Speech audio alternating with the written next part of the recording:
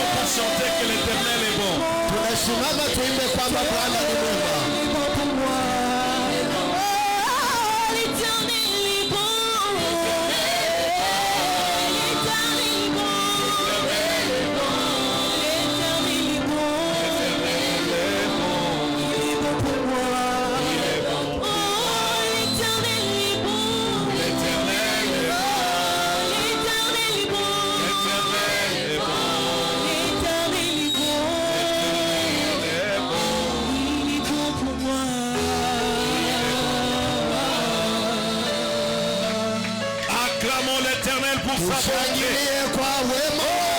Il est bon, il est merveilleux. Alléluia.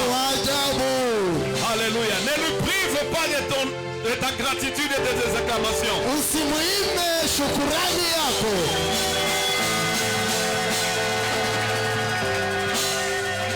Ne lui prive pas de ta reconnaissance. Le Seigneur est bon. Il est bon, il est bon, il est bon. Jusqu'où nous sommes arrivés, nous voyons sa beauté. Ce que tu es devenu aujourd'hui, c'est l'œuvre, l'expression de la bonté.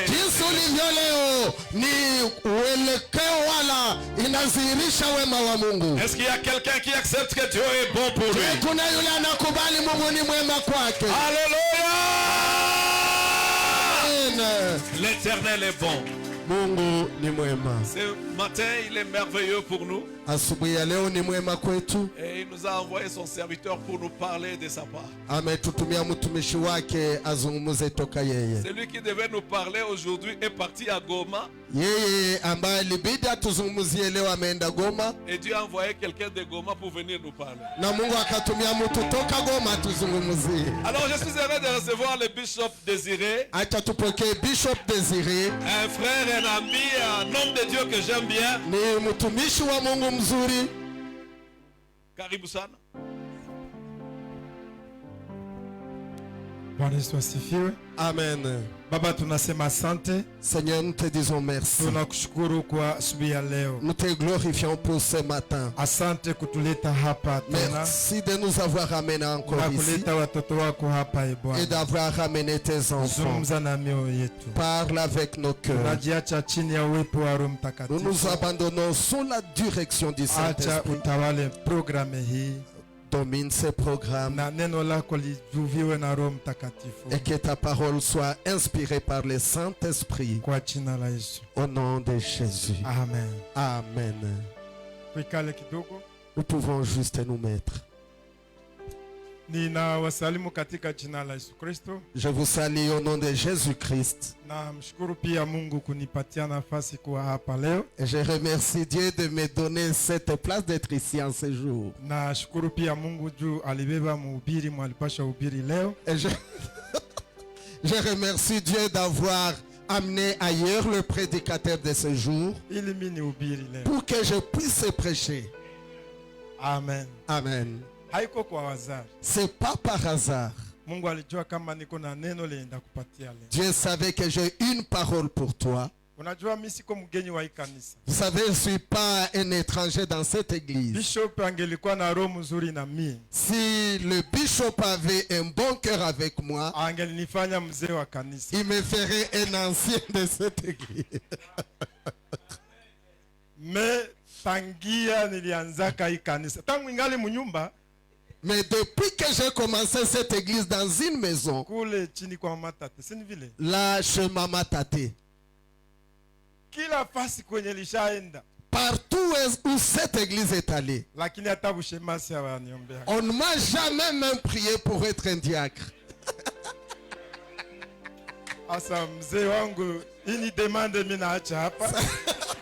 C'est une demande que je vous lance. Il y a les visiteurs qui ne me connaissent pas, mais je suis fils maison. Alléluia. Amen. Mais aucun titre vraiment.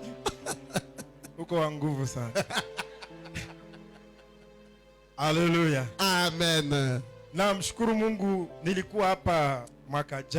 Je remercie Dieu parce que j'étais ici l'année passée. nilimalizia kufundisha juu ya chakumi, Je finis par prêcher sur la dîme. lakini mimi naona watu mingi hawakutoa chakumi leo. Mais je vis aujourd'hui, beaucoup de gens n'ont pas donné leur dîme. Ile franga yenye ulilipa kwa moto, L'argent pour laquelle tu as payé la moto, sijui ulitosha wapi. c'est pas où est-ce que tu as trouvé ça. Uliposha itoa kwa chakumi. Tu devrais payer une dîme sur cette somme. Mnakumbuka? Vous vous rappelez? Simulikia na taxi. Vous êtes venu à taxi. Zile zolipatia taxi mbeni. L'argent là que tu as donné au taximan, Uliposha jitosha kwa chakumi. tu devrais prendre une dîme. Salimia mwenzako mbie dimanche usikose toa chakumi. Dis à celui qui est à ton côté, dimanche, n'oublie pas de venir avec ta dîme. Haleluya. Amen. Na mzee aliniambia tuko tunajifunza juu ya kutembea katika imani. Et le bishop m'a dit que nous parlons de la marche par la foi. Na hakuna mtu mwenye hana imani hapa. Et ici, chacun a une foi. Kama hauna imani kwa babako au kwa mamako, uko na imani kwa muyomba. Si tu n'as pas foi à ton père ou ta mère, tu l'auras à ton oncle Au kwa Mungu. ou bien à Dieu. Kenye kinakukali kwa ile kiti Ce qui fait que tu sois sur cette chaise, ni imani. c'est la foi. Kwa sababu ulikala na unaamini kama Parce que tu t'es assis et tu crois que cette chaise peut te supporter. nishaona mama mwana anaingia mkanisa kule kwetu anaikala kukiti kikavunjika akaanguka chini. Je vis une maman à notre église à Goma s'asseoir sur une chaise. La chaise a cédé et elle est tombée. Ni imani njo inakuikalisha kwa ile. C'est la foi qui fait que tu t'assois. Bisi yenye ulikuya nayo au taxi, Le bus ou le taxi dans lequel tu es venu, ni imani njo yenye ilituma unaikala mwa ile taxi. c'est la foi qui a fait que tu te mettes dans ce taxi. Haujue kama ule taximen anatoka ku santé mentale, Tu ne sais pas si le taximan vient de Karale, mais imani inakwambia atakufikisha tu. mais la foi te dit il t'amènera à bon port. Haleluya. Amen. Kama ni moto, Si c'est une moto, ni imani. c'est la foi. Mimi niko na jirani yangu ni fou, Moi, j'ai un voisin qui est fou, lakini alikuwa taximeni wa moto. mais il était un taximan de moto. Ni imani njo inatuikalisha yule ya moto. C'est la foi qui fait que nous montons sur une moto. Tunakubaliana na ile? Ndio. Ni imani njo yenye natuma unaweka tonge ya bugali mukinywa. C'est la foi qui fait que tu prennes un morceau de foufou et tu mets dans la bouche. Kuko benye banaitiaka inabakwama. Parce qu'il y en a qui mettent dans la bouche et ils en sont asphyxiés. Kumbi hakuna mwenye hana imani. C'est que tout le monde a une foi. Sasa tutafundisha nini basi? Alors, qu'est-ce que nous allons enseigner encore? Tujifunze tu watu wawili mu Biblia Nous allons étudier 2 personnes dans la Bible. na tuone tabia za watu wa imani. Et nous allons voir les habitudes des gens de foi. Haleluya. Amen. Nitasoma kwa urefu. Je vais lire longuement. Hizi habari mnazijua sana. C'est une histoire que vous connaissez. Inawezekana nishaifundisha. Basi mimi kumbuka hata nishafundisha. Et c'est possible, je peux même plus me rappeler qu'est-ce que j'ai déjà enseigné ici. Kama nishaifundisha basi inakuya tena. Si je l'ai déjà enseigné, ça revient. Tunasoma kitabu cha Mwanzo. Nous lisons le livre de Genèse. Sura 24 mstari wa kwanza tunasoma kwa urefu. Genèse 24, 1, nous allons lire un long texte. Basi Ibrahimu alikuwa mzee mwenye miaka mingi na Bwana alikuwa amembariki Ibrahimu katika vitu vyote. Abraham était vieux, avancé en âge, et l'Éternel avait béni Abraham en toutes choses. Ibrahimu akamwambia mtumishi wake, Abraham dit à son serviteur, mzee wa nyumba yake aliyetawala vitu vyake vyote, le plus ancien de sa maison, l'intendant de tous ses biens, tafadhali utie mkono wako chini ya paja langu, mais je te prie ta main sous ma cuisse. nami nitakuapisha kwa Bwana Mungu wa mbingu na Mungu wa nchi, kwamba hutamtwalia mwanangu mke katika binti za Wakanani ambao nakaa kati yao. Et je te ferai jurer par l'Éternel, le Dieu du ciel et le Dieu de la terre, de ne pas prendre pour mon fils une femme parmi les filles des Cananéens au milieu desquelles j'habite. Bali enda hata nchi yangu na kwa jamaa zangu, ukamtwalie mwanangu Isaka mke. Mais d'aller dans mon pays et dans ma patrie prendre une femme pour mon fils Isaac. Yule mtumishi akamwambia labda yule mwanamke hata kubali kufuatana nami mpaka nchi hii. Je, nimrudishe mwanao mpaka nchi ulikotoka? Le serviteur lui répondit, peut-être la femme ne voudra-t-elle pas me suivre dans ce pays-ci? Devrais-je mener ton fils dans le pays d'où tu es sorti? Ujihazari usimrudishie. Ibrahimu akamwambia, ujihazari usimrudishe mwanangu huko. Bwana Mungu wa mbingu aliyenitoa katika nyumba ya babangu na kusema nami katika nchi niliyozaliwa, aliniapia akisema, nitawapa uzao wako nchi hii. Yeye atampeleka malaika wake mbele yako, nawe utamtwalia mwanangu mke tokea huko. Abraham lui dit, garde-toi d'y mener mon fils. L'Éternel, le Dieu du ciel, qui m'a fait sortir de la maison de mon père et de ma patrie, qui m'a parlé et qui m'a juré en disant, je donnerai ce pays à ta postérité, lui-même enverra son ange devant toi, et c'est de là que tu prendras une femme pour mon fils. Na yule mwanamke asipokubali kufuatana nawe, basi utafunguliwa kiapo changu hiki, lakini usimrudishe mwanangu huko. Si la femme ne veut pas te suivre, tu seras dégagé de ce serment que je te fais faire. Seulement, tu n'y mèneras pas mon fils. Yule mtumishi akaweka mkono wake chini ya paja la Ibrahimu bwana wake, akamwapia katika neno hilo. Le serviteur mit sa main sous la cuisse d'Abraham, son seigneur, et lui jura d'observer ces choses. Mina sote utaruka utasoma kunyumba. Nous sautons, tu liras la suite à la maison. Verset 15. Je suis au verset 15. Ikawa kabla hajaisha kunena, tazama Rebeka anatokea, binti wa Betueli mwana wa Milka, mkewe Nahori, ndugu wa Ibrahimu, naye ana mtungi begani pake. Il n'avait pas encore fini de parler que sortit sa criche sur l'épaule Rebecca, née de Betuel, fils de Milka, femme de Nachor, frère d'Abraham. C'était une jeune fille. Naye yule msichana alikuwa mzuri sana, uso wake bikira, wala mwanamume hajamjua bado. Akashuka kisimani, akajaza mtungi wake, akapanda. C'était une jeune fille très belle de figure. Elle était vierge et aucun homme ne l'avait connue. Elle descendit à la source et remplit sa criche et remonta. Ndipo yule mtumishi akapiga mbio kwenda kumlaki, akasema, tafadhali unipe maji kidogo katika mtungi wako ninywe.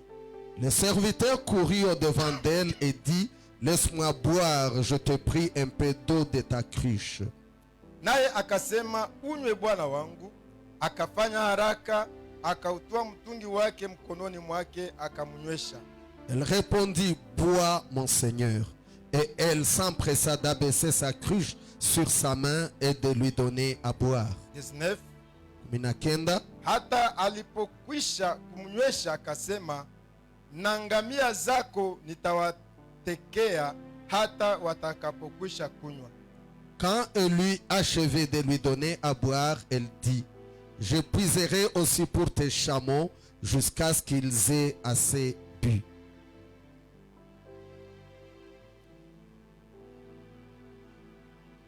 Mina sote tena. Je saute encore. Verset 26. Yule mtu akainama akamsujudu Bwana, akasema, na atukuzwe Bwana Mungu wa bwana wangu Ibrahimu, ambaye hakuacha rehema zake na kweli yake kwa Bwana Mungu wa Bwana, akaniongoza mimi nami njiani hata nyumba ya nduguze bwana wangu Amen.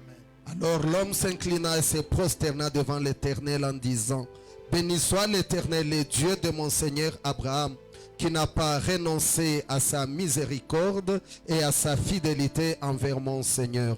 Moi-même, l'Éternel m'a conduit à la maison des frères de mon Seigneur. Amen. Shangilia neno la Bwana. Tu peux acclamer la parole du Seigneur. Alléluia. Amen. Minajua hizi habari haziko za mpya kwako sana. Je sais que cette parole n'est pas nouvelle pour toi. Ni historia ya Ibrahimu na mtumishi wake C'est l'histoire d'Abraham et son serviteur, na mtoto wake pamoja na Rebeka. son fils et Rebecca. Biblia nasema Ibrahimu alipenda aoeye mtoto wake binti. La Bible nous dit qu'Abraham voulait marier à son fils une fille. Na penda nizungumzie tu watu wawili mwa hii verse. Je vais parler de deux personnes dans ces versets. Mtumishi wa Ibrahimu na Rebeka. Les serviteurs d'Abraham et Rebecca. Hivi vingine utavisoma ulishavijua.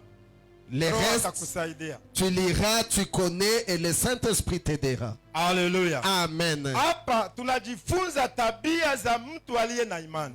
Ici, nous allons étudier le comportement de quelqu'un qui a la foi. Biblia nasema Ibrahimu aliita mtumishi ambaye alikuwa mwaminifu katika nyumba yake. La Bible nous dit qu'Abraham avait appelé le plus ancien de ses serviteurs. Kusema alikuwa na watumishi wa mingi, C'est qu'il avait plusieurs serviteurs, lakini ni neema ndio ilifanya huyu mtumishi aonekane kama amepata kibali mbele ya Ibrahimu. mais c'était une grâce que ce serviteur trouve faveur aux yeux d'Abraham. Na ndio ile neema uko nayo. C'est cette grâce que tu as ici. Haleluya. Amen. Ni wengi ambao hawajaokoka, Ils sont très nombreux qui sont sauvés, lakini wewe umeokoka. mais toi tu es sauvé. Na haukokoka tu, Et tu n'es pas seulement lakini sauvé, Mungu amekupa na position mais Dieu t'a donné une position ya nyumba yake. dans sa maison. Najifunza kitu gani? Nous allons apprendre quoi? Ibrahimu anamuita, Abraham l'appelle. anamwambia Il lui dit, kuya hapa unilapie viens et jure-moi na uweke mkono wako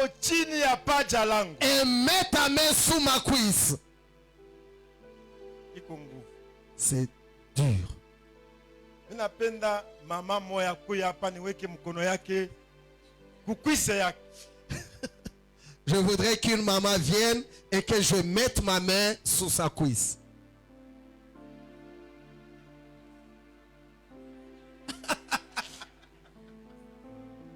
Mzee, niko natia mafundisho kwa matendo. Ancien, je vais appliquer la parole. Hapa kuna ba mama. Ici, il n'y a pas de maman. Mzee anasema elle n'est pas ici. Non, mzee, il vient de dire, haiko hapa. Ni nani sasa? C'est qui? Aseko wapi?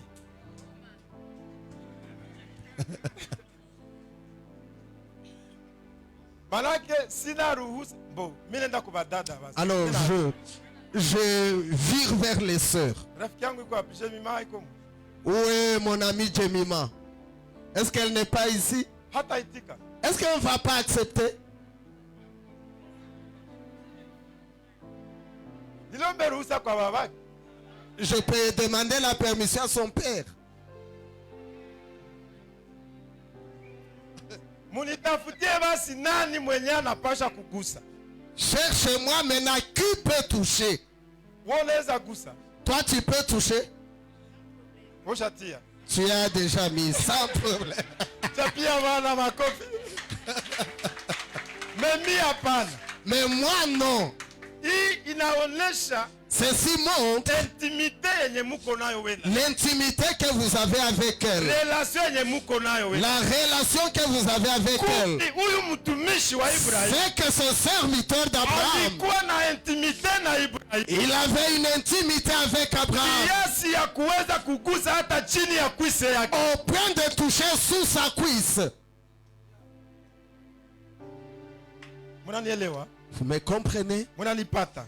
Vous me comprenez? Kumbi Ça veut dire, imani uliyo nayo La foi que tu as inapasha kukupatia uwezo ya kuishi kwanza maisha ya intimite we na Mungu. te donnera à vivre une vie d'intimité avec Dieu. Relation ya bien. Une bonne relation. Kama mtu hawezi kukuzuia kugusa kwise yake, Si quelqu'un ne peut pas t'empêcher à toucher sa manake cuisse, unaweza jua vitu yote ya nyumba yake. c'est que tu peux tout connaître de sa maison. Haleluya. Amen. Ningelikuwa Goma wangelisema amen bien. Si j'étais à Goma, on dirait bien Amen. Watu wa imani, Les gens de foi jifunze kuishi na Mungu apprend à vivre avec na Dieu maisha ya intimite. dans une vie Manake d'intimité. urafiki ya pekee Une relation particulière et wewe pekee na personnelle. Mungu wako. Toi seul avec ton Dieu. Na hii Et ceci, wakati Ibrahimu alimwambia wende utafute mke wa mtoto wangu, quand Abraham lui a dit d'aller chercher une femme à son fils, akamwambia hapana, il lui a dit non. labda huyu mwanamke hata kubali, Peut-être cette femme n'acceptera pas. nitamtosha wapi? Où est-ce que je la Unasema trouverai? niende munchi yenyu. Tu dis d'aller dans ton pays. Sasa akikatala, Et si elle refusait, Ibrahimu akamwambia Ibrahim lui a dit, malaika l'ange aliyeniongoza qui m'a conduit kutoka kule, de quitter ce pays, ule njo mwenye c'est ce atakuongoza wewe. même-là, il te conduira. Ni kusema haya badilika. Il dit, ça veut dire, il n'a pas Ni changé. kusema Ibrahimu Ça veut dire, Abraham, alikomunike mtumishi wake imani yenye alikuwa il nayo. a communiqué à son serviteur la foi qu'il avait. Haleluya. Amen. Ile njo ya pili.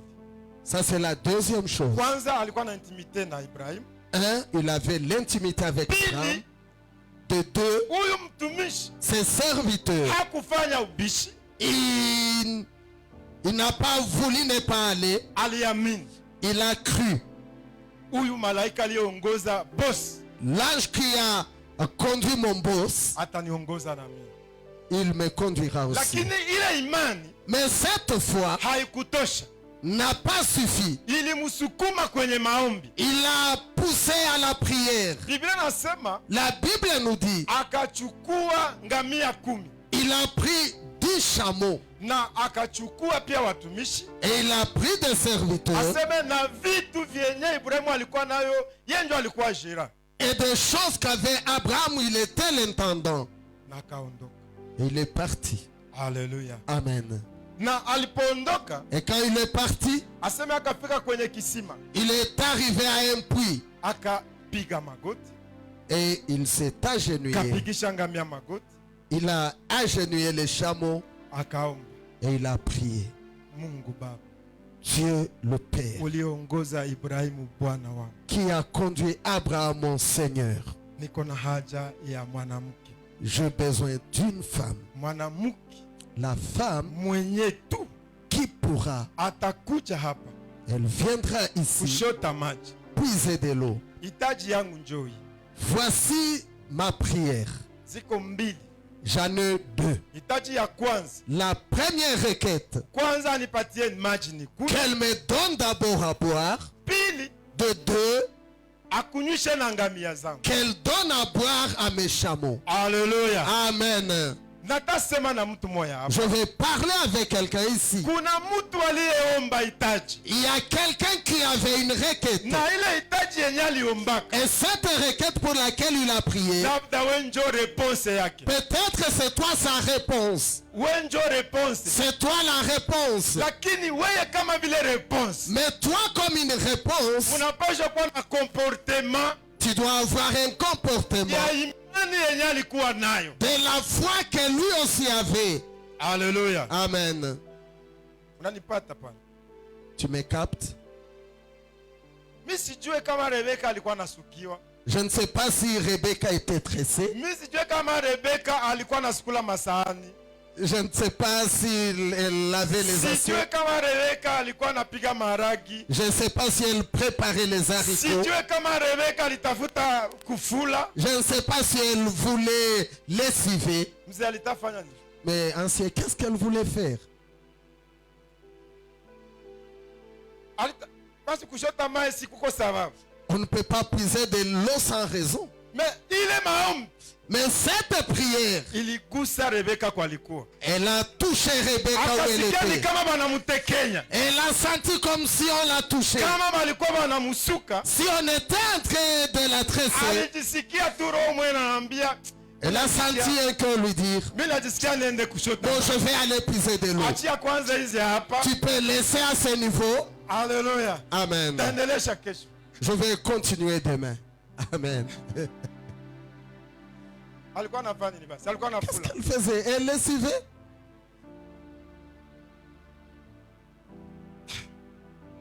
Maraki njoo ilita ilishaisha. Peut-être l'eau était finie dans les haricots qu'elle préparait. Mimi sijui. Je ne sais pas.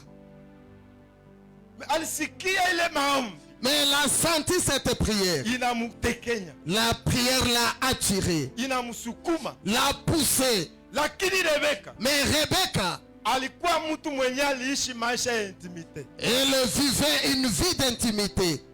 Hakukuwa dada wa kakungu. Ndio tunaita Goma. C'était pas une sœur qui s'assemblait avec des gens.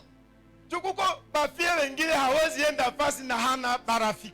Parce qu'il y a des filles qui ne peuvent pas aller quelque part sans qu'elles soient avec ses amis. Unajua bafie wa Labani sasa balenda kumai. Vous savez, quand les filles de Laban allaient puiser, Balienda mamingi. elles étaient parties nombreuses. Balikuwa bakakungu. Elles étaient dans ce mouvement là-bas. Kakungu ni Kinyarwanda. Dikakungu. Eh, Bamingi. bakubululana. Bakubululana. Bande tushote mai. Fulani Nous allons puiser de Fulani l'eau. tunaenda shaka. Viens qu'on aille puiser.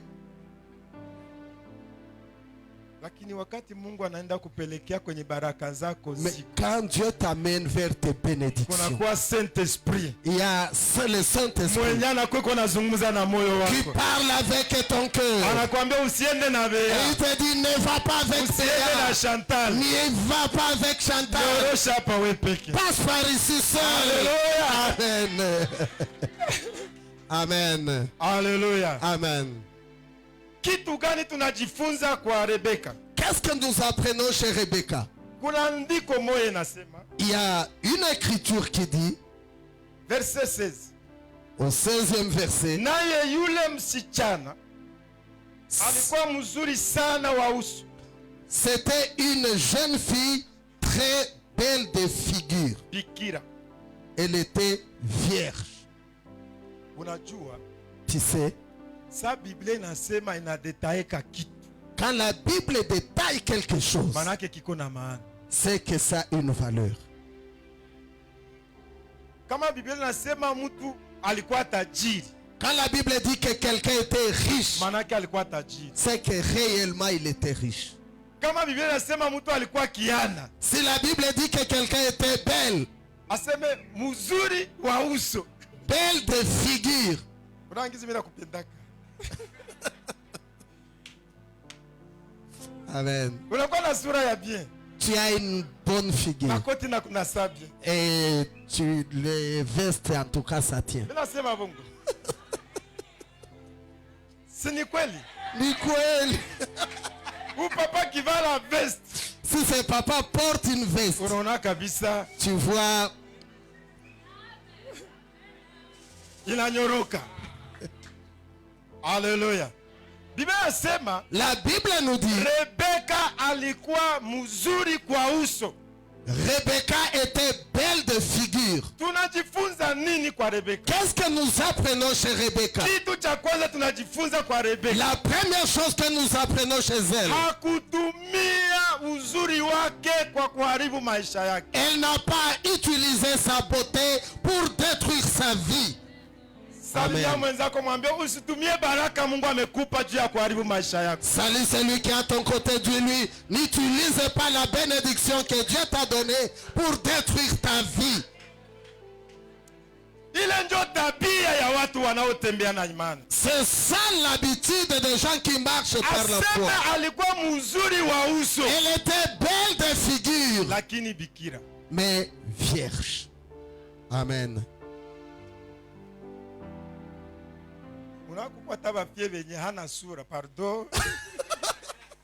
Vous savez, il y a des filles là moches. Mimi nakuwa na mama moya Goma. J'ai une maman à Goma. Anakuwa bibi ya pasteur. C'est une femme d'un pasteur. Unamuonaka, Quand tu la vois, unajiuliza tu te demandes, nini njoo wana qu'est-ce que ce monsieur avait vu?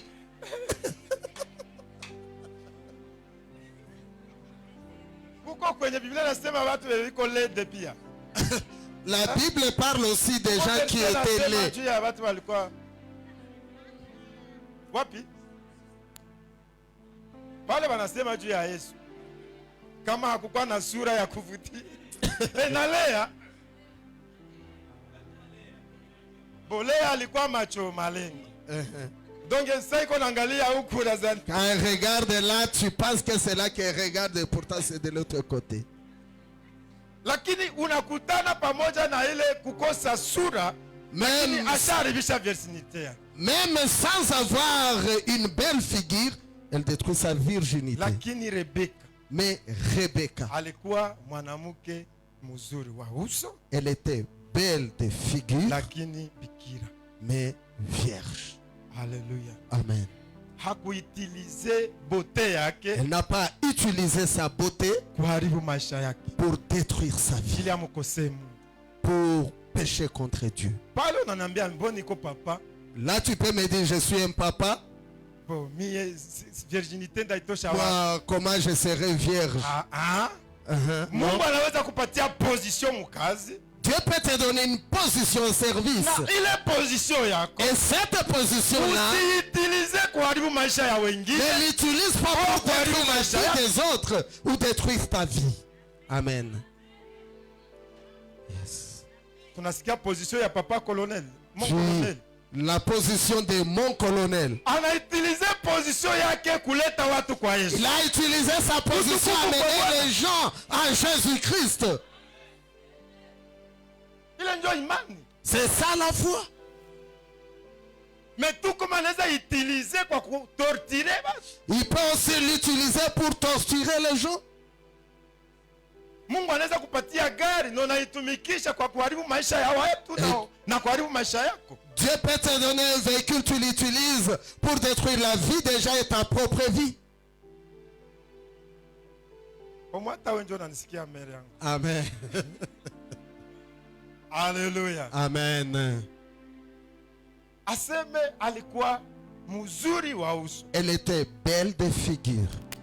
Unajua batata ya bazuri Et les sœurs qui sont belles, bamingi wanajivunaka très nombreuses, sont très orgueilleuses. angalia tu musura. Quand elles se regardent au travers du miroir, anajiangalia. quand elles se mirent Anaangalia huko. et regardent de l'autre côté, Joana dunda mbarabara. là, elle va marcher comme si Na elle était sur les... wamingi Et nombreuses, banaweza kupoteza maopportunité zao. elles perdent leur opportunité. Mimi niko na dada moya wa ndugu yake na mke wangu alikuwa dada wa kiana. J'ai une sœur qui est la fille d'un frère à ma femme. Elle était tellement belle. Sasa kila garçon alikuwa anamfuata. Chaque garçon qui venait vers elle Alikuwa anaona haiko wa niveau yake. se disait, il n'est pas de son niveau. Tellement alikuwa kiana sana. Elle était tellement belle, Nema. Mais ile buzuri ikakuwa na mudanganya. Mais cette beauté l'a trompée. Sasa alifikia ku niveau yenye bale babiana wao walikuwa wanamfuataka. Elle est arrivée, Anaanza watambuka mu magari hapa. elle est arrivée au niveau où tous ses frères qui couraient derrière elle, elle les voyait dans des véhicules. Anabakwepa. Quand elle voit comme ça, elle s'éclipse. Kuko opportunité zenye haupashe kupoteza. Il y a des opportunités que tu ne dois pas perdre. Na buyana inakuwa na maperiode. Et la beauté est périodique. Alléluia. Amen. Basere muko munanifuata. La sœur, vous me captez bien. Tuko mu bya bajene. Nous ne sommes pas dans un culte Kuko de jeunes. periode yenye unapendewaka kabisa. Il y a une période où tout le monde Sasa tourne kama autour de una toi. discernement Mais si tu n'as pas de discernement, ya kujua huyu njo wa kwangu, de savoir celui-ci c'est le mien, unamurekipere, et tu le prends, utaregrete kule mbele. tu le regretteras plus tard.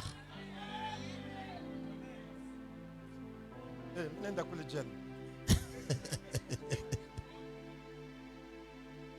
alikuwa mzuri wa uso, Elle était belle de lakini figure. hakutumikisha uzuri wake kuharibu maisha Mais yake. elle n'a pas utilisé sa beauté pour détruire sa vie. Salimia mwenzangu, mbele usipoteze, usiharibishe maisha yako juu ya Il y position. a celui qui est à ton côté, ne perds pas ta bénédiction à cause de ta position. Usiharibu maisha yako juu ya kipawa Mungu Ne amekupatia. détruis pas ta vie à cause du don que tu as reçu de Dieu. Uko mwimbaji, Tu es chantre. usiharibu kwa ajili ya ile kipawa. Ne te détruis pas à cause de ces dons. Ile ni ya kwanza kuhusu Rebeka. Ça, c'est la première chose chez Rebecca. Haleluya. Amen. Rebeka anaenda shota maji. Elle va puiser de l'eau. Mtumishi wa Mungu alishaomba. Il y a un serviteur de Dieu qui a Hitaji prié. yake ni mbili. Il a 2 requêtes. Haleluya. Amen. Mimi sitawakawisha hapa, ni 2 minutes mimi natamaliza. Dans 2 minutes, je vais terminer. Kisha tunaomba. Et on prie. Wewe unacheka. Mimi natamaliza. Je vais déjà finir. Ambia Rebeka anaenda. Rebecca s'en va. Elle a pris sa cruche et puisé dans un puits. Puise de l'eau. Iski hapo kuko badada wazuri wanapasha beba bidon kumugongo. Est-ce qu'ici il y a des sœurs belles qui portent des bidons sur leur Unaweza dos? kutuma aende kumaenda naenda. Tu peux l'envoyer puiser de l'eau et partir. Vasere! Les sœurs, Wapi? où êtes-vous? Vasere ya muvile ya Bukavu. Les sœurs de la ville de Bukavu. Mimi niko na bamoya nilikuwa na bashauri wanaambia pastor.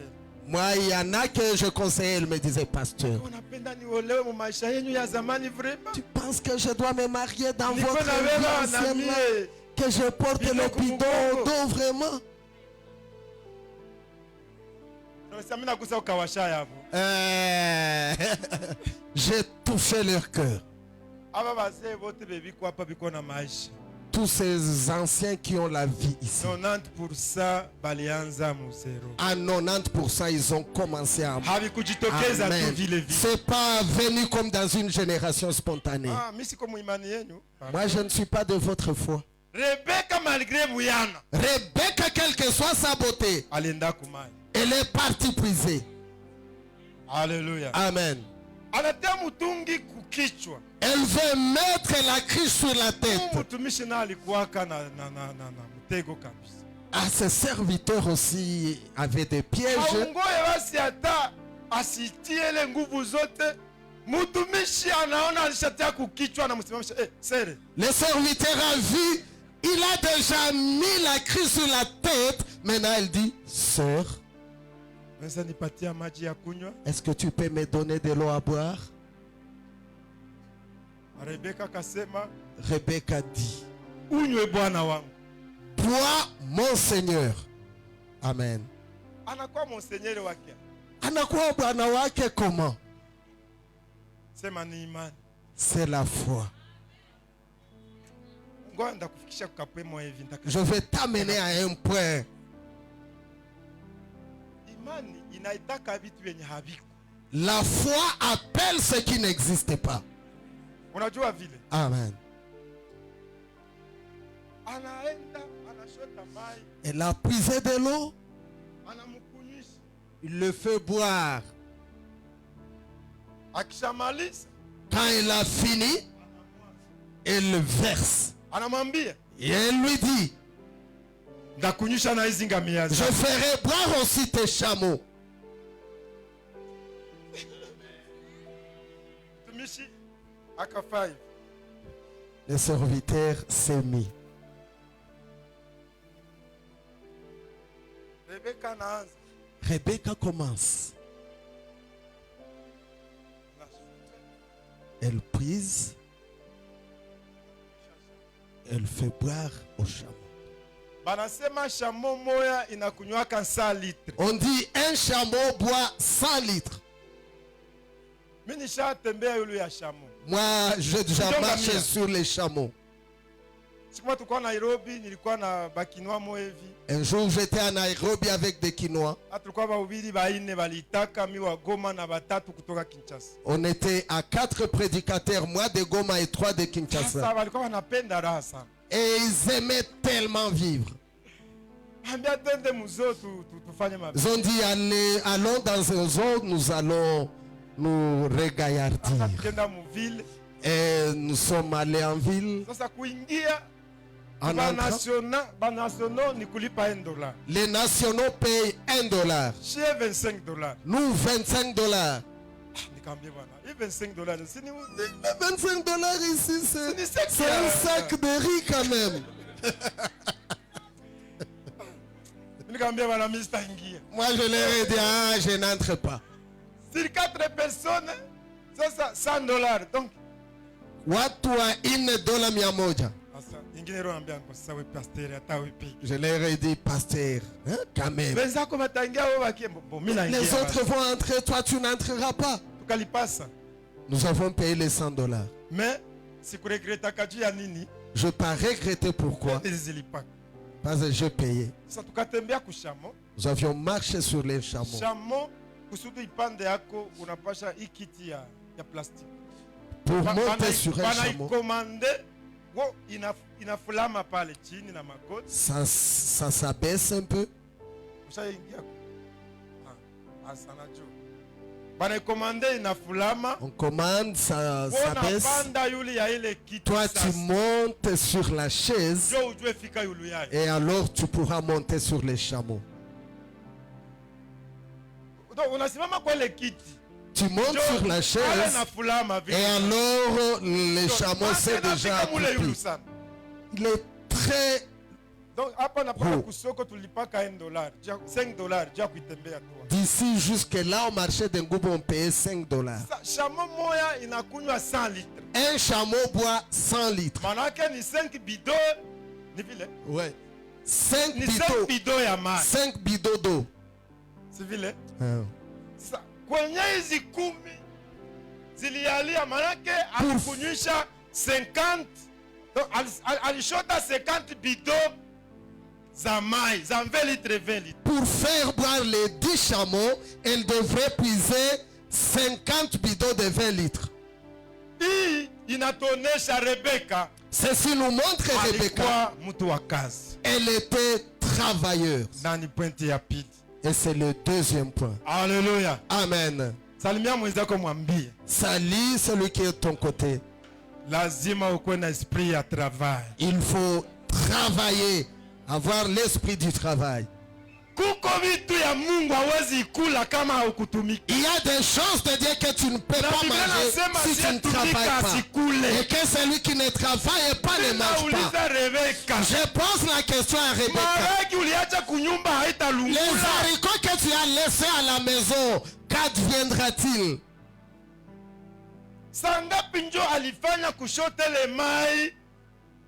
Elle a pris combien de temps pour puiser 50 bidons?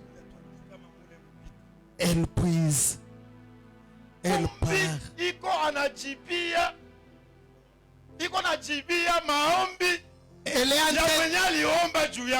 en train de répondre à la prière de celui qui a prié pour lui.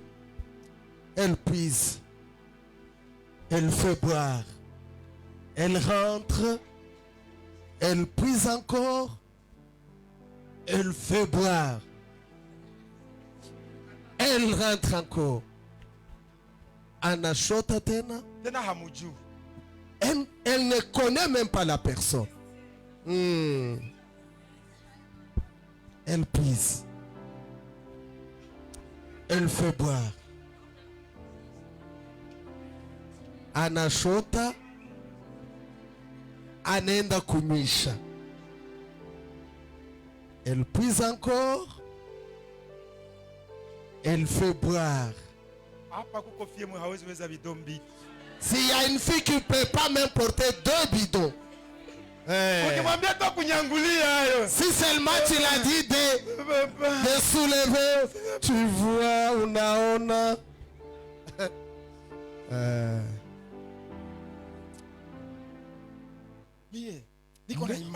J'ai la foi. Biblia inasema imani pasipo matendo imekufa. La Bible dit la foi sans les Hawezi kuwa na œuvres, c'est une foi imani morte. yenye haina matendo. Si tu ne peux pas avoir une foi sans œuvre. Nishasema ya ngapi? Pile, Ya pili alikuwa mtu wa kazi. elle Ya travaillait. tatu alikuwa mkarimu. La troisième chose, Patia mtu mwenye elle hajui avait la maji. libéralité. Donner à quelqu'un qui ne connaît pas de l'eau. Sikujue. Je ne connais pas. Haleluya. Amen. Salimia mwenzako mbele, ni wakati ya kutumika. Dis à celui qui a, c'est le temps de travailler. Ni wakati ya kutumika. C'est le temps de travailler. Waimbaji mtumike. Chantre, travailler. Tumika mpaka kipawa kipanuke. Travaille jusqu'à ce que les dons Alléluia. puissent s'élargir. Haleluya. Amen. Kuna watu wamebarikiwa na hii ujumbe. Amen. Niendelee na point ingine. Je vais continuer avec un autre Nasema point. Rebeka alikuwa mkarimu. Elle était accueillante Kwa sababu parce que alimpatia ule mzee elle a donné à ce vieux na mema yote yenye anamfanyizia. et tous les biens qu'elle a fait pour lui, Hawajuani. elle ne la connaissait pas. Mtumishi tu alikuwa tu hapa. Il était juste là. Nilikuwa naangalia tu kama Mungu amejibia maombi yake. Regardez comment Dieu a répondu à sa prière. Mie niisha kunywa Moi, j'ai déjà bu na ngamia ziko et zinakunywa. les chameaux sont en train de Ya boire. kwanza ilishashiba, Le premier est déjà ya pili rassasié. ilishashiba, Le deuxième, mêmement. ya tatu inashiba. Le troisième, la même chose. Haleluya. Amen. Pale mimi natasema ni juu ya ngamia. Je vais parler des chameaux. Amen.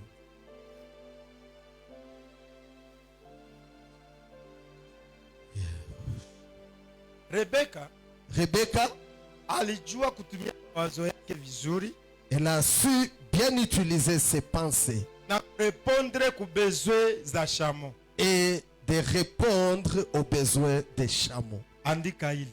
Écris ça bien. Alijua kutumia mawazo yake vizuri Elle a su bien utiliser ses na pensées kurepondre ku besoin za ngamia. na kujibu kuhaja ya mashamo. Haleluya. Amen. Juu ya nini mimi nasema vile? Pourquoi je dis ça? Imani La foi inaanzia mu mawazo yetu. commence par nos pensées. Amen. Kwanza vitu vyenye tunatafuta Ce que nous cherchons, vina existe mu ulimwengu wa roho. ça existe spirituellement. Ili tuvipate mu ulimwengu wa mwili, Pour que nous puissions les obtenir physiquement, binaingia mu mawazo yetu. ça entre dans nos pensées. Sasa kama haujua kutumia mawazo yako mubaya mzuri, Si tu ne sais pas bien utiliser tes pensées, kuko ma opportunité zenye utapoteza. il y a des opportunités que tu vas rater. Niko na verse mbili napenda munisomea. J'ai deux versets que je voudrais que vous lisiez pour moi. Ecclésiaste chapitre 10 verset 20 Mhubiri 10:20, na Philippiens chapitre 4 verset 6 ya 8. Wafilipi 4 6 ya 8.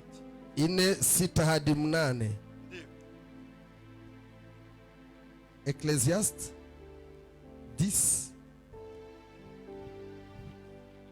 Ecclésiaste 10:20. Nous lisons au nom de Jésus-Christ. Amen. Ne maudis pas le roi, Usimlaani mfalme même dans ta pensée, hata katika mawazo yako, et ne maudis pas les riches na usilaani tajiri dans la chambre où tu couches, mchumba yenyewe unalala. car l'oiseau du ciel emporterait ta voix. Achia pale. Kwa sababu ndege wa angani watabeba sauti yako. Yes. Acha kwanza.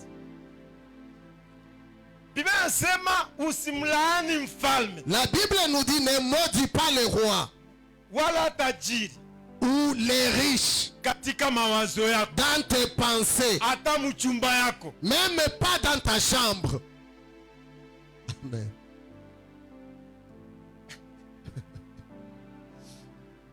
Mzee, kama mimi nasema Si je mawazo dis yangu dans mes pensées, kumama ni mbaya, Cette maman, ça ne va pas. Unaweza jua? Est-ce que tu le sauras? Nikisema mama ni mzuri. Unaweza Si je jua? dis cette maman elle est belle, est-ce que tu sauras? Hautajua. Tu ne le sauras pas. Lakini Biblia inasema, Mais la Bible nous dit, usilaani mfalme ne maudis pas le roi, hata mu mawazo yako. même dans ta pensée. Tunakaa tunafanya dhambi za mingi. Tu vois que nous faisons beaucoup de péchés. Unaweza kuwa haukusema, Tu peux ne pas avoir parlé, lakini mu mawazo mais dans tes pensées, inasema. tu as parlé. Hii verse mimi naikamata. Ce verset, je le prends. Kama tunaweza waza vitu ya mubaya, Si nous pouvons penser de mauvaises choses na ndege inakia inaviveve ya Mungu, et que l'oiseau les prenne et les amène à kumbi Dieu, tunaweza waza vitu ya nous mzuri, pouvons aussi penser de bonnes na choses ndege inakia na vikamata na et vipelekea. l'oiseau les prend et les amène à Dieu. Basi Amen. hatuwezi waza vya mzuri. Pourquoi nous ne pouvons pas penser de bonnes choses? Amen. Alléluia. Haleluya. Amen. So, imani inaanza mu mawazo. La foi commence par la Ndio pensée. maana Rebeka C'est pourquoi Rebecca, hakuna mwenye alimwambia akunyishe ngamia. personne ne l'a dit de faire boire les chameaux. Ilitokea mu mawazo yake. C'est venu de ses pensées. Hivi papa analomba maji, Comme ce papa demande à boire. siwezi mkunyushia na ngamia pia? Mais comment je ne peux pas aussi faire boire ces chameaux? Mbona ni za mingi? Mais c'est non. Sinjalo ilikuwa mu mawazo. C'est ce qui est venu dans ses Est-ce pensées. que saa hii ndazikunyusha zizi? Est-ce qu'à ce moment je peux les Zishive faire na boire, tena aller niende kunyumba satiété, saa je rentre à la maison quand vile vyote sasa viko kimba mawazo yake. tout cela circule dans ses pensées. Mimi akasema ndazikunyusha. Mais elle s'est dit, je le fais boire. Kumbi njo kwenye baraka zake. Et c'est là qu'étaient ses bénédictions. Soma Philippiens. Nous lisons Philippiens. Mnakuanzika na mafundisho. Philippiens 4, 6. La Bible dit, Aha. ne vous inquiétez de rien, Musijisumbue na jambo lolote, mais en toutes choses faites connaître vos besoins à Dieu lakini katika kila jambo mumujulishe Mungu haja zenu par des prières kwa maombi et des supplications na kusi avec des actions de grâce. na shukrani.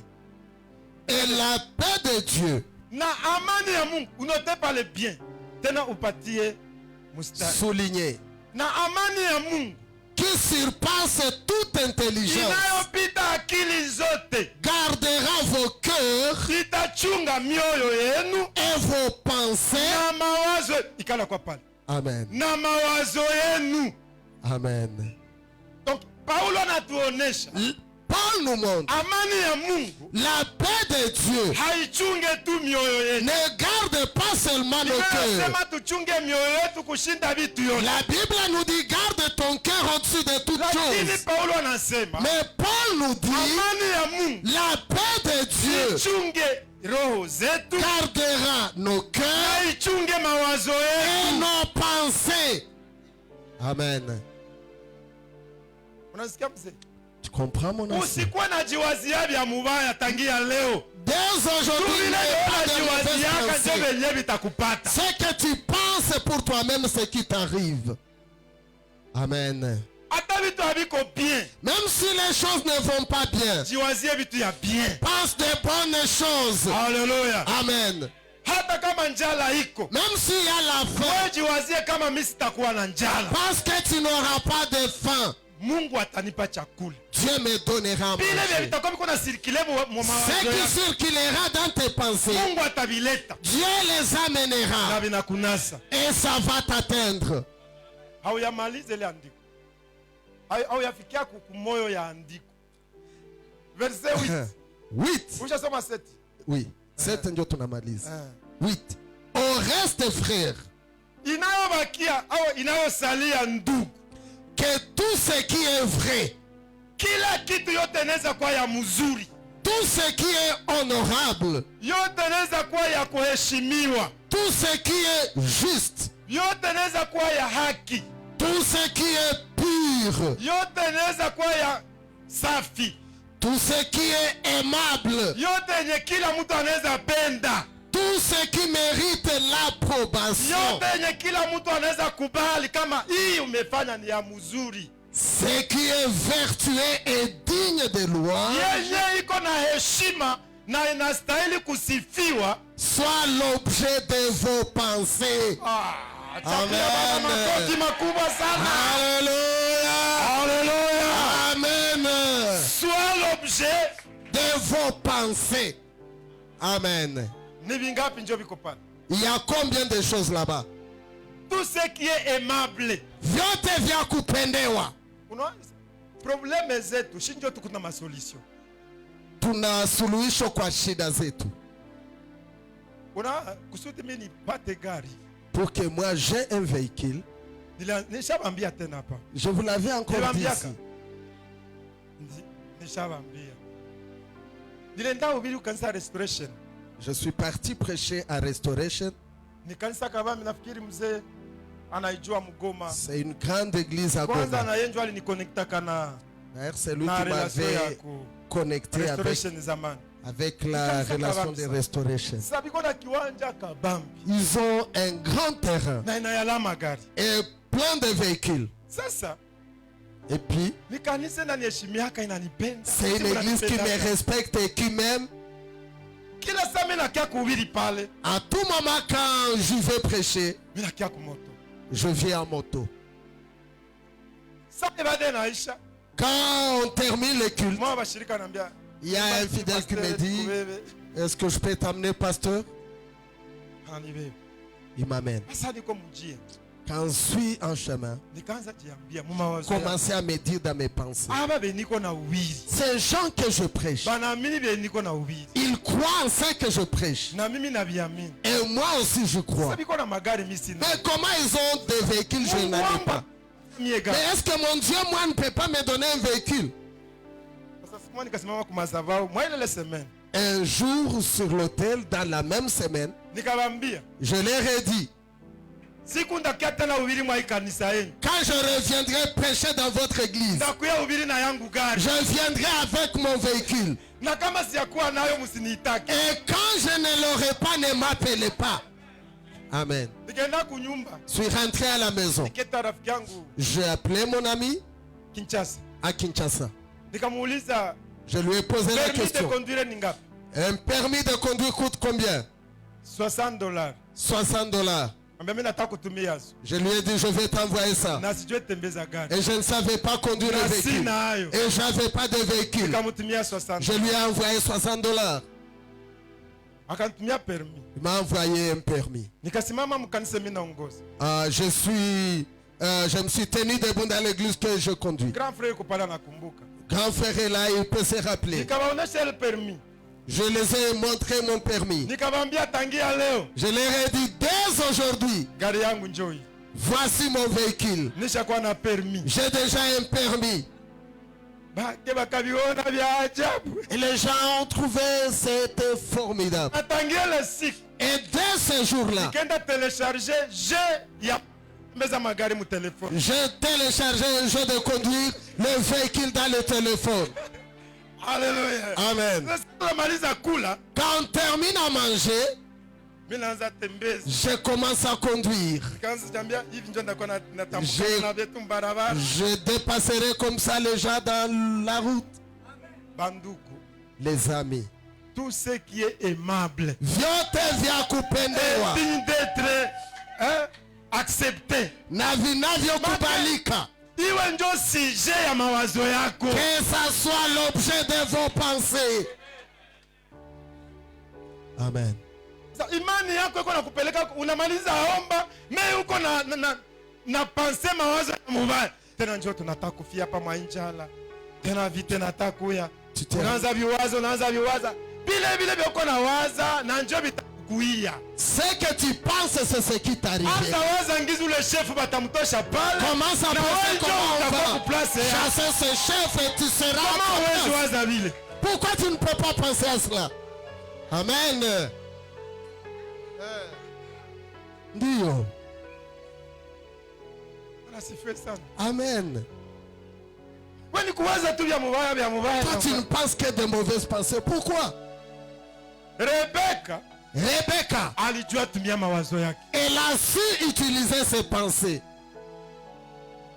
Tena Et puis, alikuwa jibu elle était une réponse kwa Shamo, au chameau. kwa sababu alirepondre besoin yake. Parce qu'elle a répondu aux besoins des chameaux. Mimi nataka kukuskandalize. Je vais te scandaliser ici.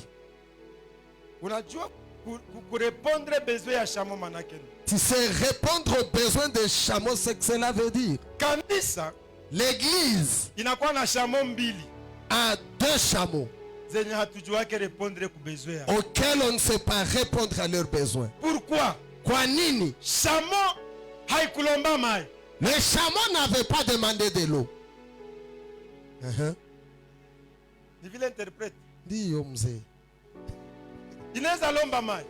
Les chameaux peuvent demander de l'eau. Haiwezi lomba mai. Ils ne peuvent Na pas. haikulombaka. Et ils n'avaient pas Mais demandé. Rebeka mu mawazo yake Mais Rebecca dans ses pensées, alijiambia elle s'est dit, hii Shamo ces chameaux iko na kiu. a soif. Amen.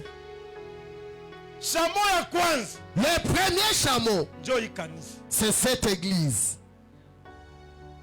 Njoo hii hizi mbao. Ces planches. Njoo humu mwetu. Ici où nous sommes. Hakuna siku hii nyumba Aucun jour ce bâtiment itakwambiaka ne te dira, changer hii tapi. change ce tapis. Kisha kwa buchafu. C'est déjà sale. Wale hamtanisikia. Là, vous n'allez pas me comprendre. Ni Shamo C'est un chameau. haitalomba. Ne demandera jamais. Wetu njoo uwaze Toi seul, tu na n'as qu'à upata penser ufunuo. et que tu aies une révélation. Hii tapi Ce tapis, kisha kwa buchafu. c'est déjà sale. Mimi na répondre ku besoin ya Shamo. Je réponds aux besoins du chameau. Ili Pour que nifikie Isaka. j'arrive à Isaac. Amen. Parcours ya Rebeka Le parcours de Rebecca, ilikuwa kuendea Isaka. c'était d'aller vers Kwa Isaac. sababu Isaka alikuwa anamtafuta. Parce qu'Isaac l'a cherché. Lakini imani ya Rebeka Mais la foi de Rebecca ilipasha kutembea mu matendo. devrait marcher par les actes. Moja, Asiharibu ujana wake, asitumie ujana wake kwa kuharibu maisha yake. qu'elle ne détruise pas sa vie à cause de sa Awe beauté. mkarimu, Qu'elle soit accueillante, akuwe jibu ku besoin za Shamo. qu'elle soit une réponse aux besoins des chameaux. Amen. Wale mnatasirika, mimi sitatowesha. Moi, je ne veux pas demander de Saa l'argent. zote si wewe ndio unafungula mlango. Ulikuwa wapi?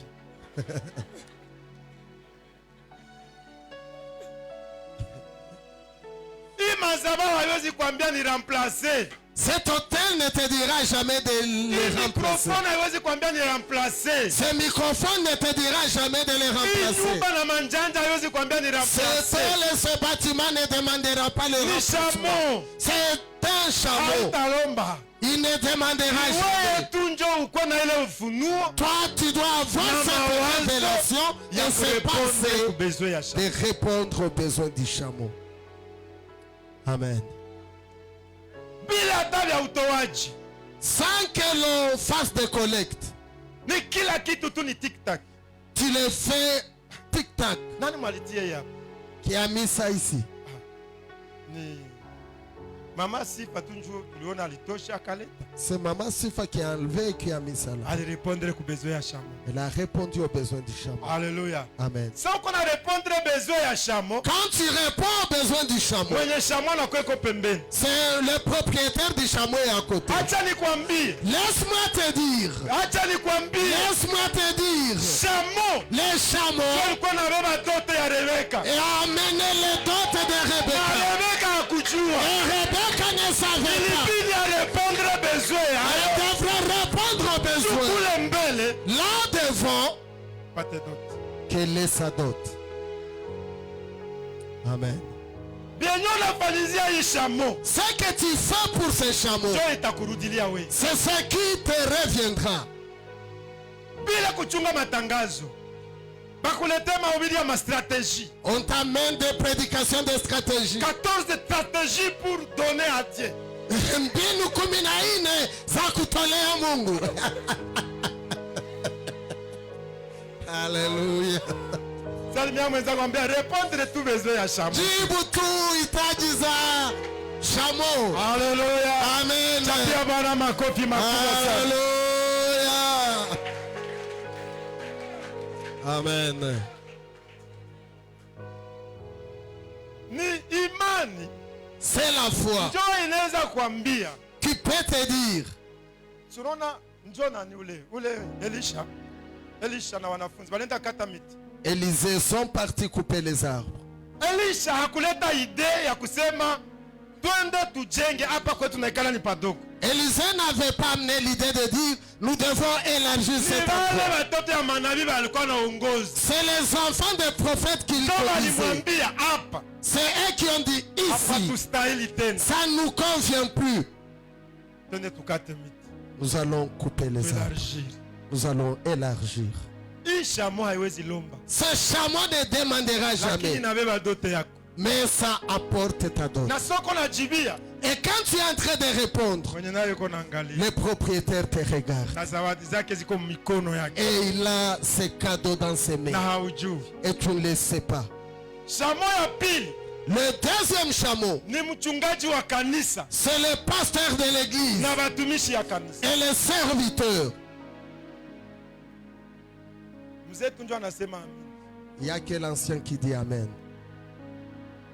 Pasteur, Les pasteurs, hakuna siku il n'y a aucun jour atasimama hapa où il se tiendra debout ici awaambie kama munyumba hamuna bunga. et commencer à dire chez moi je n'ai pas de farine. Ulishasema Tu l'as déjà dit? unaingiza anaifanya anaona saa vile haiko ya niveau yake. Trouve que c'est pas à son niveau de dire ça. Hawezi, Je peux pas. lakini kuko siku inaishaka Mais il y a des jours où ça n'y est pas. na hawezi sema Et tu ne peux rien dire. juu ni shamo. Parce que c'est un chameau. Ni shamo, Chameau haiwezi sema. ne peut pas parler. Kama karibire naweza ishi. Si le carburant est fini, Eske niliwaambia ngisi gari nilipata? est-ce que je vous ai déjà dit comment j'ai eu le véhicule?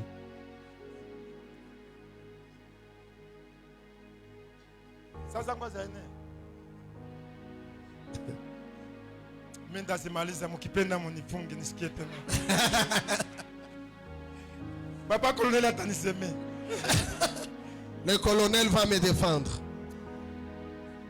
Nilifanya inane J'ai fait une année na ile permis. avec ce permis. Sijue kwenye gari itatoka. Je ne savais pas d'où viendrait le véhicule.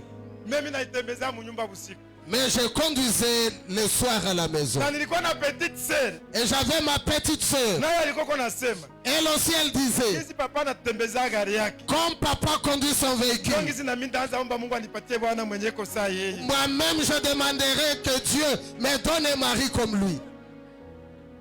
Sasa ilikuwa sawa vile concurrence munyumba. C'était comme une concurrence à la maison. Sasa siku moja tulikuwa na reunion ya pasteur kwa nyumba, Un jour, on avait une réunion de pasteurs à la maison, kuku kanisa. à l'église. Kwa pasteur ba mingi. Il y avait plusieurs pasteurs. Sasa bakakuya kwenda magari pale kukana. Ils sont venus avec des véhicules à l'église. Sasa nakuya Quand ils sont venus, tunamaliza programme, on a fini le programme. kamvula kakatanyesha. Et ça a commencé à pleuviner. Sasa kila pasteur anaingia mugari na. Chaque pasteur entrait dans son véhicule et partait. Entré et parti. Sasa Et nami après, nikabakia pale mipiki. je suis resté là seul. Na bazee yangu ya kanisa. Et mes anciens. Kambia twende. Je leur ai dit, partons. Pasteur bashachomoka. Les pasteurs sont déjà partis. Sasa mmoja anasimama pale pembeni, Elle était debout là. akanisimamia. Il m'a dit, Akanisimamia nibebe. il sera arrêté pour m'amener. Nikaambia mzee wangu wa kanisa balikuwa batatu. J'ai dit à un de mes anciens, ils étaient à trois, Mkuye tuingie. Nous pouvons entrer. Ilikuwa safi. c'était un véhicule ça. Mmoja alishasirika sana. Un d'eux était vraiment blessé. Akanambia vie, Bah, wewe oui. ende tu, wewe ende tu. Toi, tu peux partir. Wewe ende tu. Chini Bah. taendelea. Nous allons continuer à pied. Wakaendelea na migulu. Ils sont partis à pied. Sasa ilikuwa samedi. C'était un samedi. Dimanche ule mzee ndio alikuwa anahubiri. Le dimanche, c'est cet ancien qui Alikuwa prêchait. anahubiri juu ya mama Pale kwa Yesu alikuwa kumsalaba na Bikira Maria.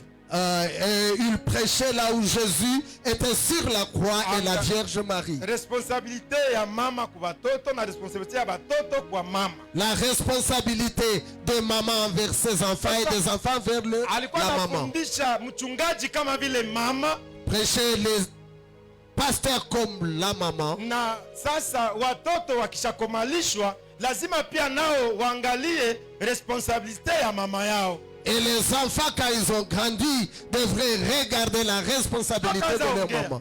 Là, commencez à parler. Mama yetu mwa kanisa. Notre maman à cette Ni église, pasteur Désiré. c'est pasteur Désiré. Nilishangala wenzake walikuwa hapa jana. J'étais surpris hier, ses collègues étaient ici. Najua habiko taba niveau yake. Et ceux qui ne sont même pas de son niveau, Banamwacha mumvula hapa. ils l'ont laissé sous la pluie. Hata hatuna pasteur ya kanisa. Il n'y a pas de pasteur d'église. Lakini mchungaji wetu tangia leo hataenda tena na migulu. Mais dès aujourd'hui, notre pasteur ne marchera plus à pied. Tunauza gari. Nous achetons un véhicule. Mimi niko na 400. J'ai 400. Nikasikia mwingine anatoka na bistara na mimi niko na 200. L'autre a dit j'ai 200. Mwingine bistara niko na 100. L'autre 100. Mwingine 100. L'autre 100. Mwingine 100. L'autre 100. Mwingine 400. L'autre 400. Bakaeneza 2700. Ils ont eu 2700. Mkanisa. À l'église. Bon, commission. Nani mwenye atakuwa chargé? Qui va s'en charger de l'achat? Bakafata mtu mmoja. N'a contacté quelqu'un. Kamfuata Patient, mnamjua ni mtoto wako wa imani. Patient akajambele. Patient est venu devant. Bakamfuata ambia tuko na lazima gari ya pasteur. On l'a suivi, on lui a dit nous avons besoin d'un véhicule du Patient pasteur. akabambia. Il leur a dit Kama pasteur wenu hayaanza tembea na gari ya mzuri. si votre pasteur ne marche pas dans un bon véhicule, Hamtazitembea. vous ne les conduirez jamais. Na mie minda dédouaner na 50%. Et moi je vais dédouaner ce véhicule avec 50%. Ndio tukaikomande, si ndio kale karafu. On l'a commandé, c'était Serav. Sasa pasteur iko natembea na gari haribika, mko natembea na gari za mzuri. Mko wae. Vous avez des bons véhicules et le pasteur a un véhicule déjà vieux. Mr. Batowesh. Je ne vais pas vous dire d'offrir. Mais kama mko ma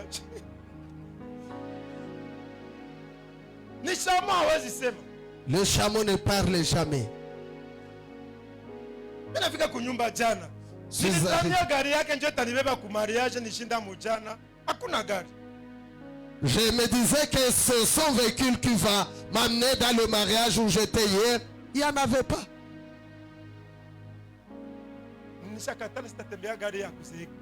Et j'ai refusé de pouvoir marcher dans un véhicule Yeye niko nao ni amorti. nayo ni ya mupya. Le véhicule que j'ai, c'est neuf. Ni ya mupya. C'est neuf.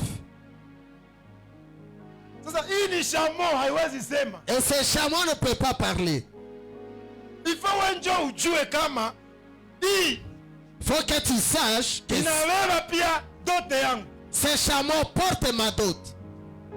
Unajua unaweza konte veste yenyewe na muuzia, lakini hawezi konte maombi yenye alikuombea na matokeo yenye alifanya. Tu peux compter les vestes que tu lui achètes, mais tu ne compteras pas la prière qu'il a fait pour toi Kuna et mwenye les alipata résultats. hapa. Amen.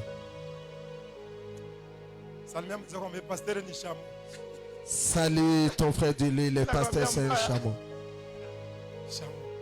Haiwezi sema. Tu ne peux pas le dire. Il ne peut pas. Lakini anabeba dote yako. Mais il porte ta dot. Sikia. Écoute. Sa Rebeka alimaliza kunywisha shamo. Quand Rebecca a fini à faire boire le chameau, Mtumishi aligusa. ce serviteur a touché. L'a porté un Akamvalisha bracelet. bijou. L'a fait porter des Akamwambia uko anneaux. fie wa nani? Il lui a demandé tu es la fille de qui? Mimi niko fie wa Betuel. Je suis la fille de Bethuel. Na kwetu Et chez nous, kuna kwa nafasi ya kuweka wageni. il y a un endroit pour les Unataka visiteurs. mgeni hauko mwenye nyumba. Mais tu amènes un visiteur, tu n'es pas propriétaire de la Nafasi maison. ya hii shamo yako Et la place pour tes chameaux, iko. il y en a. Mayani ya hii shamo Et le fourrage pour les chameaux, iko. il y en a aussi. Ukipenda ukuye. Si tu veux, tu peux venir. Mimi nabeba mai nishachelewa. Moi, j'amène de l'eau, je suis en Nabeba mai retard. nishachelewa. Et Kabosha Malaba. Haleluya. Haleluya. Amen. Kila wewe maanisha chelewa. Jamais dès lors je suis en retard. Anafika kwabo. Elle arrive chez elle. Kakake anamuona. Son frère le voit. Ambia we. Dis-toi, Ulikuwa wapi? où est-ce que tu étais? Unachelewa kumai. Pourquoi tu viens en Ona retard? vyenye unavaa. Regarde ce que tu portes Hivi déjà. unavitosha wapi? Où est-ce que tu as trouvé ça? Histoire enjoy. L'histoire est celle-ci. Sasa. Unamwacha wapi? Où est-ce que tu l'as laissé? Ule mgeni unamwacha wapi? Ces visiteurs, tu les laisses où? Mwacha nguku kumai. Je l'ai laissé là à la rivière. Kuna mtu hata kuoa. Tu sais, Usijibebebe. ne t'amène pas. Atajileta tu Il yeye. s'amènera seul. Wewe uko naenda na kumfulia manguo. Toi, tu vas laisser ses habits.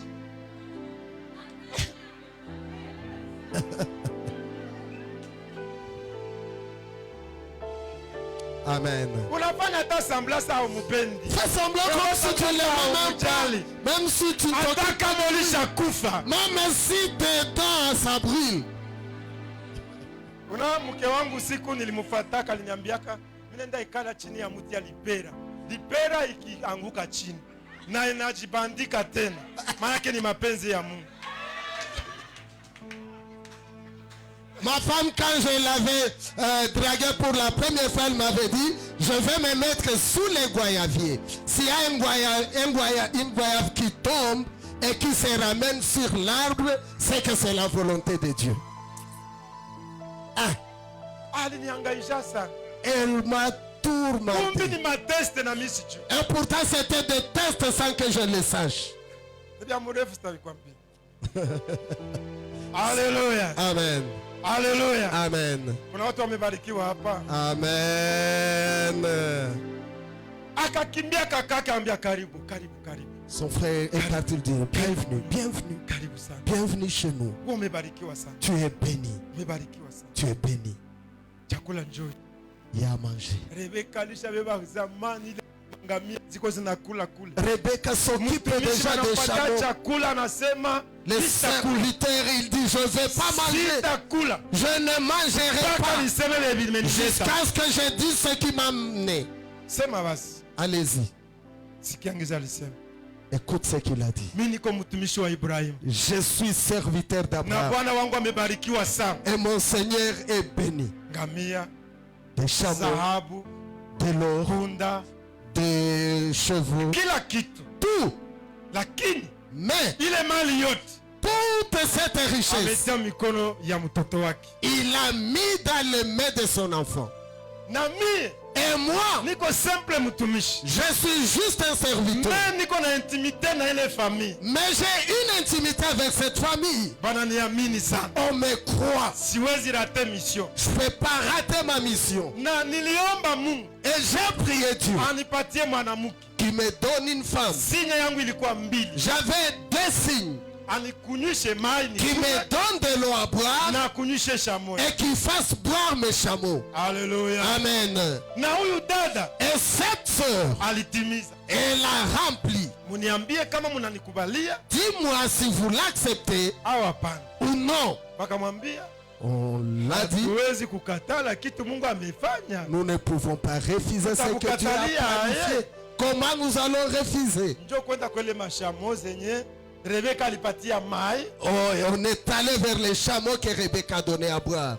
Leta sasa manguo, Amener des habits, leta dhahabu, amener de l'eau. leta kishenete kya On dhahabu. a amené des chaînettes. Banavalisha Rebeka. On a fait porter à Rebecca. Fete kanza mwa ile busiku. La fête a commencé cette nuit. Haleluya. Amen. Fete kanza busiku. La fête a commencé la nuit. Fete kanza busiku. La fête a commencé la nuit. Mpaka bukakucha. Jusqu'au matin. Asubuhi Le matin. banambia asubuhi Le matin, banamwambia on lui dit, munipatie binti niende nayo. donne-moi la fille que je Mbona l'amène. uko pressé? Mais comment tu es pressé? Leo Aujourd'hui même, fiançailles ya siku moja. les fiançailles d'un jour. Akabambia Il est raté. utanikatalia yeye na Mungu ashajibia maombi. Comment vous allez refuser et Dieu a répondu à ma prière? Bakasa Il a dit, hatujue. nous n'en savons rien. Tuite tu Rebeka. Appelons Rebecca. Akikubali Si elle accepte, munaenda. ok, vous partez. Akikatala Si elle refuse, ok, elle reste. Rebeka kuya. Rebecca vient. Taenda na papa. Tu vas partir avec ce papa. Sikia imani sasa. Écoute la foi. Akaangalia grumete. Elle a regardé la gourmette qu'elle portait. Akaangalia chaînette. Elle a regardé la chaînette. Akaangalia shingo ya mamaki. Elle a regardé le Akaangalia cou de sa mangoba maman. na bapatie. Elle a regardé les habits qu'on leur a donnés. Akamuuliza, ile ni mie sasa. Ça, c'est moi maintenant. Uko tu simple mtumishi. Toi, tu es juste un serviteur. Ndio. Oui. Ule bwana ni mfupi, ni mrefu. Ce type-là, il est court ou élancé? Njoo ananipatia hivi vitu. C'est lui qui me donne toutes ces choses. Mimi nampenda. Bon, je l'aime. Na mimi naenda kumtafuta. Et je pars le chercher. Hata siamuonaka. Même si je ne l'ai jamais Mimi vu. nampenda vile. Je l'aime tel qu'il est. Haleluya. Amen. Ule bwana njoo mwe tunachezea hapa sasa. C'est ce type avec qui nous... C'est pour celui-là qu'on dansait. C'est celui-là pour qui on chantait. On l'a jamais vu. Mais nous croyons à lui. On l'a jamais vu. Mais nous utilisons ces chameaux. Nous faisons boire ces chameaux. Nous répondons aux besoins de ces chameaux. Alléluia. Amen. Viens.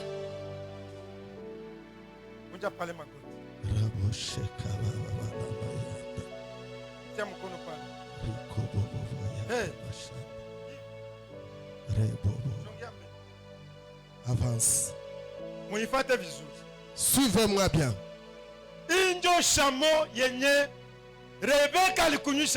C'est ce chameau que Rebecca a fait boire de l'eau. Cette fois-ci, il a fallu que Rebecca ait la récompense. La Bible nous dit on a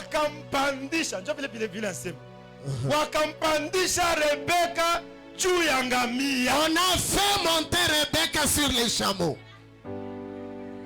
Alléluia.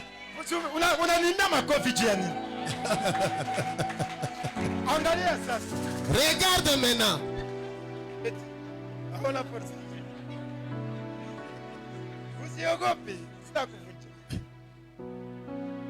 Rebecca, elle était fatiguée quand elle faisait boire ce chameau. Cette période, ce n'est plus la période de faire boire les chameaux. C'est la période où les chameaux portent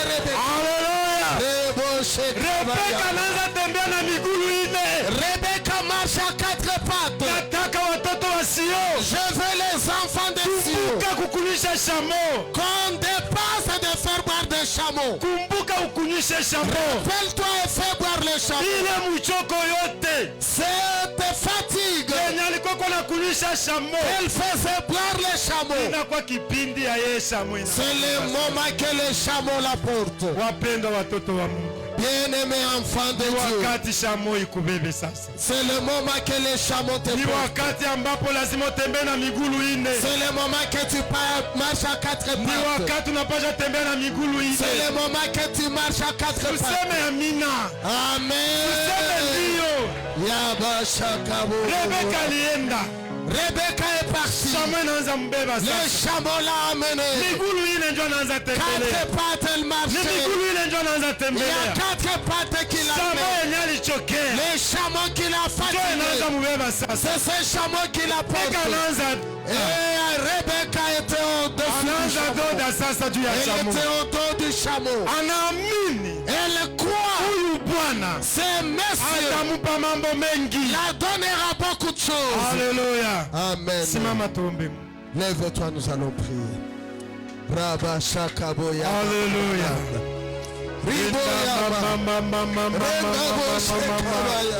Rindara kama mashinda mama. Rindara kama shindaranda mama. Rindara kama mama. Rindara kama shindaranda mama. Rindara kama mama.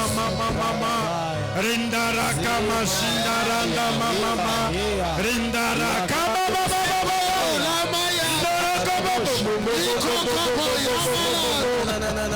Rindaraka mama mama mama. Rindaraka mama mama mama. Rindaraka mama mama mama. Rinda mama. Rinda mama mama. Alléluia. Rindaraka mama. Rinda mama mama mama. Jamikono juu. Il sait ce que tu sais. Ne le cache pas. Dis-toi Jésus. Jésus te connaît. Jésus te connaît. Il sait tes problèmes. Il connaît tes soucis. C'est ce que tu sais. Ne les cache pas. Ne les cache pas. Dis-toi Jésus. Il le sait. Il le sait. Il te comprend. Il est limite. Il se soucie de toi. Il est le Seigneur qui te comprend. Il est limite. Il se soucie de toi. Il est le Seigneur qui te comprend. Il est limite.